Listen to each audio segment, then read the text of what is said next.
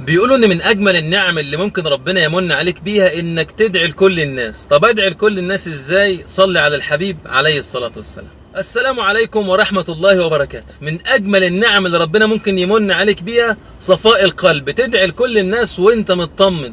طب ادعي لكل الناس ازاي؟ اسمع بقى الآية دي: ربنا اغفر لي ولوالدي وللمؤمنين يوم يقوم الحساب. مش بس كده كمان، ده حبيبك النبي عليه الصلاة والسلام بيقول: ما من مسلم يدعو لأخيه المسلم إلا قال له ملك ولك بمثل. يعني بشر بيدعي البشر، يرد عليه ملك يقول له ولك بمثل، وربك يستجيب على طول للملك ويستجيب لك إن شاء الله. طب ادعي لك ازاي؟ انا بقى ادعي لك بكل ما يخطر على بالك.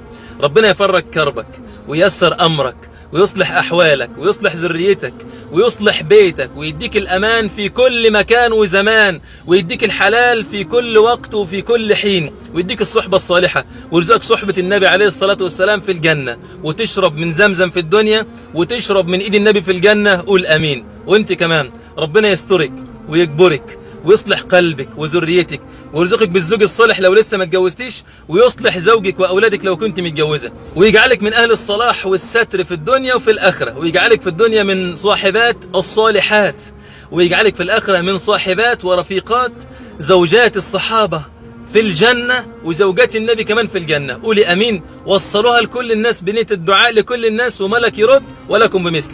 حتى لو وصلت لمليون واحد يقول ولك بمثل، لك مليون مرة ولك بمثل دعوة وفرج وسعادة ورزق ورحمة من عند ربنا. استني ايه؟ شارك الفيديو وخد الدعاء ده من الملك، يقول لك ولك بمثل، يقول لك ولك بمثل. حفظكم الله.